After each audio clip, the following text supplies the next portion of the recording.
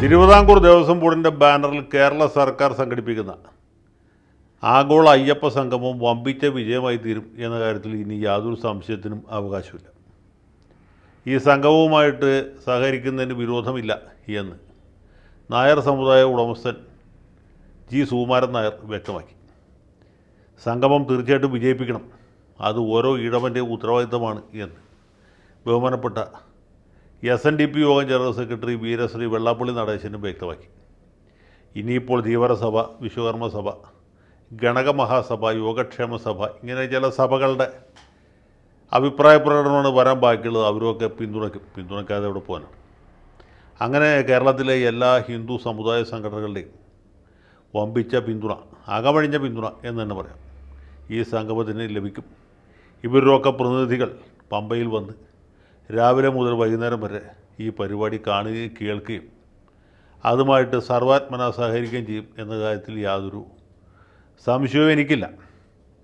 അതേസമയത്ത് ഈ സംഗമത്തിൽ പങ്കെടുക്കാൻ താൻ സന്നദ്ധയാണ്, തനിക്കതിന് അവസരം കിട്ടണം എന്ന് പറഞ്ഞ് നമ്മുടെ ശ്രീമതി ബിന്ദു അമ്മിണി ഫേസ്ബുക്ക് വഴിക്ക് ഒരു തുറന്ന കത്ത് പ്രസിദ്ധീകരിച്ചിട്ടുണ്ട്. തുറന്ന കത്ത് ഞാനും വായിച്ചു. അവർക്ക് തീർച്ചയായിട്ടും ശബരിമലയിൽ വരാനുള്ള അർഹതയുണ്ട് എന്ന കാര്യത്തിൽ ആർക്കും ഒരു സംശയമില്ല. ഇനി ശബരിമലയിൽ പോകാൻ അർഹതയുണ്ടോ ഇല്ല എന്നുള്ള കാര്യത്തിൽ സുപ്രീം കോടതിയുടെ 7-അംഗ ബെഞ്ചോ 9-അംഗ ബെഞ്ചോ തീരുമാനം എടുക്കുന്നവരെ അവർക്ക് പമ്പയിൽ പങ്കെടുക്കുന്നതിന് യാതൊരു തകരാറുമില്ല, യാതൊരു തടസ്സവുമില്ല. പക്ഷേ പമ്പയിൽ നടക്കുന്ന ഈ സമ്മേളനത്തിൽ, ഈ സംഗമത്തിൽ ബിന്ദു അമ്മിണി പങ്കെടുക്കേണ്ട എന്നാണ് നമ്മുടെ ബഹുമാനപ്പെട്ട മന്ത്രി വാസവൻ കഴിഞ്ഞ ദിവസം പറയുന്നത് കേട്ടത്. സത്യത്തിൽ ഇതിൽ പങ്കെടുക്കാൻ ബിന്ദു അമ്മിണിക്കുള്ള അത്രയും അർഹത ഈ കേരള സംസ്ഥാനത്ത് രണ്ടാമതൊരാൾക്കുണ്ടെങ്കിൽ അത് കനകദുർഗയ്ക്ക് മാത്രം. അപ്പോൾ അവരും ഇവരും ഇല്ലാതെ എന്ത് അയ്യപ്പ സംഗമം നടത്തിയാലോ അത് അപൂർണമാകും എന്നുള്ളതാണ് എൻ്റെ അഭിപ്രായം. കാരണം ഈ രണ്ട് മഹതികളാണ് കേരള സർക്കാരിൻ്റെ താല്പര്യപ്രകാരം ശബരിമലയിൽ ദർശനം നടത്തിയ വീരവനിതകൾ. അവരുടെ പേര് ചരിത്രത്തിൽ രേഖപ്പെടുത്തപ്പെട്ട കാര്യമാണ്. ചരിത്രം മലകയറി എന്നാണ് അന്ന് പല സഖാക്കളും ഫേസ്ബുക്കിൽ പോസ്റ്റിട്ടത്. അങ്ങനെ അതിഭയങ്കരമായ ഒരു ചരിത്ര സംഭവം അവിടെ അരങ്ങേറി. പിന്നീട് അത് ലോക്സഭാ തെരഞ്ഞെടുപ്പിൽ പാർട്ടിക്കും മുന്നണിക്കും ചെറിയ ക്ഷീണമുണ്ടാക്കി, ചെറിയ ക്ഷതമുണ്ടാക്കി എന്നുള്ളത് ശരിയാണ്. എങ്കിൽ പോലും വിപ്ലവകരമായ ഒരു മുന്നേറ്റമായിരുന്നു. മുഖ്യമന്ത്രി 14 ജില്ലകളിലും നവോത്ഥാന സമ്മേളനങ്ങൾ വിളിച്ചുകൂട്ടി മുലമുറിച്ച നങ്ങേലിയുടെ കഥയൊക്കെ പറഞ്ഞ് സഖാക്കളെ ആവേശം കൊള്ളിച്ചാണ്. പക്ഷേ ഒറ്റ സഖാവിൻ്റെ വീട്ടിൽ നിന്ന് ഒരു സ്ത്രീയും ശബരിമലയ്ക്ക് പോയില്ല. വിജയരാഘവൻ്റെ ഭാര്യ ഇപ്പോൾ ഉന്നത വിദ്യാഭ്യാസ മന്ത്രി അയക്കുന്ന ബിന്ദുവിന് വേണമെങ്കിൽ പോകായിരുന്നു, ബിന്ദു പോയില്ല.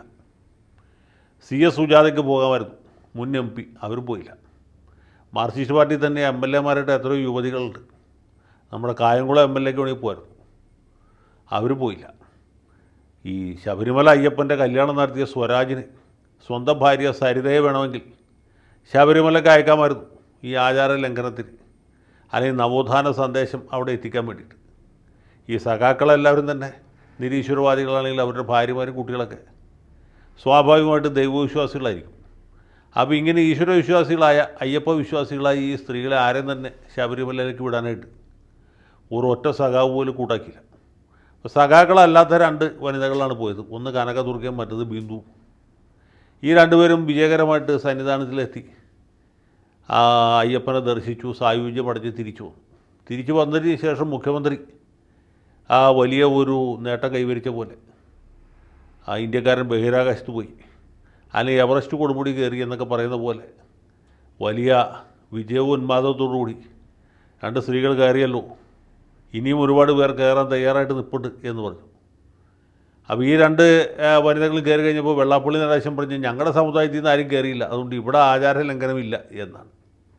അപ്പം ഇങ്ങനെ ഒരുപാട് തമാശകൾ അരങ്ങേറിയ സ്ഥലമാണ് ശബരിമല. അവിടെ ബിന്ദു അമ്മിണിക്കുള്ള അത്രയും യോഗ്യതയും അർഹതയും വേറെ ആർക്കുമില്ല. പക്ഷെ മന്ത്രി വാസവൻ പറയുന്നത് ഇത്രത്തോളം സേവനം ചെയ്തത് മതി, ഇനി വേണ്ട, നവോത്ഥാനത്തിൻ്റെ കാലം കഴിഞ്ഞു എന്നാണ്.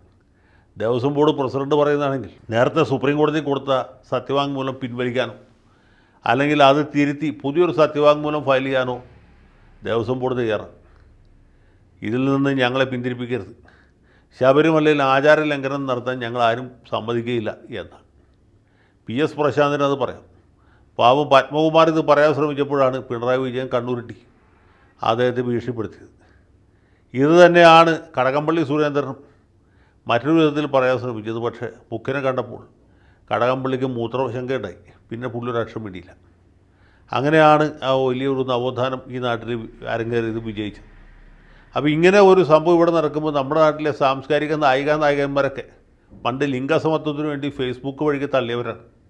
അവരുടെ ആരും പൊടി പോലും കാണാനില്ല.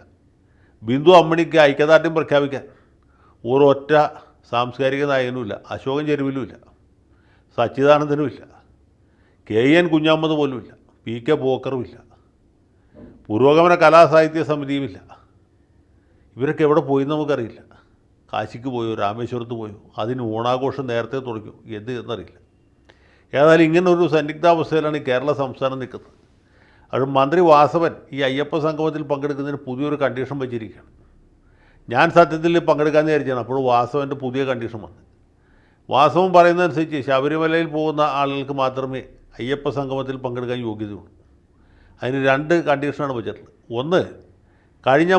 ഒന്ന് അയ്യപ്പ വിശ്വാസിയായിരിക്കണം, വിഗ്രഹ ആരാധനയിൽ വിശ്വസിക്കുന്ന ആളായിരിക്കണം. 2, കഴിഞ്ഞ 3 കൊല്ലത്തിനകത്ത് 2 തവണയെങ്കിലും ശബരിമലയിൽ പോയ ആളായിരിക്കണം.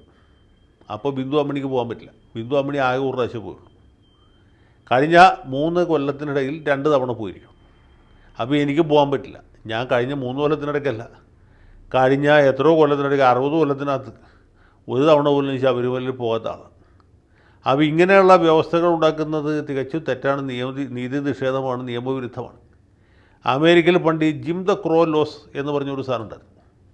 ജിം ദ ക്രോ എന്ന് പറയുന്നത് കറുത്ത വർഗ്ഗക്കാരെ ഉദ്ദേശിച്ചുള്ള ഒരു ശകാര പദമാണ്, ഒരു ആക്ഷേപ പദമാണ്.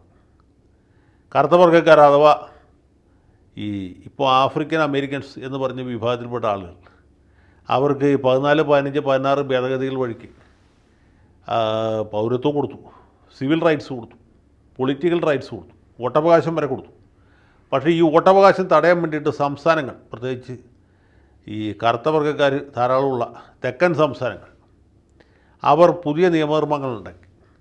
അപ്പോൾ വോട്ടവകാശം കൊടുക്കാൻ ഫെഡറൽ ഗവൺമെൻറ്റിന് അധികാരമുള്ളൂ. പക്ഷേ ഇത് എങ്ങനെ, ആർക്കൊക്കെയാണ് ഇതിന് എലിജിബിലിറ്റിയും തീരുമാനിക്കുന്നത് സംസ്ഥാനങ്ങളാണ്. അവർ എലിജിബിലിറ്റി ക്രൈറ്റീരിയ തീരുമാനിച്ചാൽ എങ്ങനെ വെച്ചാൽ, കഴിഞ്ഞ തെരഞ്ഞെടുപ്പിൽ വോട്ട് ചെയ്ത ആളുകൾക്കും അവരുടെ സന്തതി പരമ്പരയിൽപ്പെട്ട ആളുകൾക്കും എന്നാണ്. കഴിഞ്ഞ തെരഞ്ഞെടുപ്പിൽ ഈ ആഫ്രിക്കൻ അമേരിക്കക്കാർക്ക് ആർക്കും വോട്ടുണ്ടായിരുന്നില്ല, കാരണം അന്ന് അടിമത്തമായിരുന്നു. കഴിഞ്ഞ തെരഞ്ഞെടുപ്പിൽ വോട്ട് ചെയ്തവർക്കും അവരുടെ സന്തതി പരമ്പരയിൽപ്പെട്ട ആളുകൾക്കും വോട്ട് ചെയ്യാം. അപ്പോൾ ഇവർക്കും ഇവരുടെ കാരണവന്മാർക്കും കഴിഞ്ഞ തെരഞ്ഞെടുപ്പിൽ വോട്ടുണ്ടായിരുന്നില്ല, ഈ തെരഞ്ഞെടുപ്പിൽ വോട്ടില്ല എന്ന അവസ്ഥ വന്നു. അപ്പോൾ ഇങ്ങനെയുള്ള റെസ്ട്രിക്ഷൻസ് ഏർപ്പെടുത്തുന്നത് തെറ്റാണെന്ന് പിന്നീട് നമുക്ക് മനസ്സിലായെങ്കിലും അന്ന് അമേരിക്കക്കാർ ഇതൊക്കെ ഒരു യോഗ്യതയായിട്ടാണ് കണക്കാക്കിയിരുന്നത്. അപ്പോൾ അതുപോലത്തെ ഒരു വ്യവസ്ഥയാണ് നമ്മുടെ മന്ത്രി വാസവൻ കൊണ്ടുവന്നിട്ടുള്ളത്. ഇത് തികച്ചും തെറ്റാണ്, ഭരണഘടനാ വിരുദ്ധമാണ്. അയ്യപ്പ സംഗമം പോലെ ഒരു വലിയ സാംസ്കാരിക പരിപാടി നടക്കുമ്പോൾ അവിടെ രഹന ഫാത്തിമയെ വിളിക്കണം, ബിന്ദു അമ്മണിയെ വിളിക്കണം, അതുപോലെ കനകദുർഗയെ വിളിക്കണം. ഇവരൊക്കെ പ്രധാന സ്ഥാനത്ത് ഇരുത്തിയിട്ട് വേണം നടത്താനായിട്ട്. മന്ത്രി വാസവന് വകതിരിവില്ല എന്ന് വെച്ചാൽ എന്ത് ചെയ്യാനാണ്? ഏതായാലും കലിയുഗവരതനായ ഭഗവാൻ ധർമ്മശാസ്താവ് ഇവരോട് ക്ഷമിക്കട്ടെ എന്ന് മാത്രം പറയുന്നു. സ്വാമിയെ ശരണമയ്യപ്പ.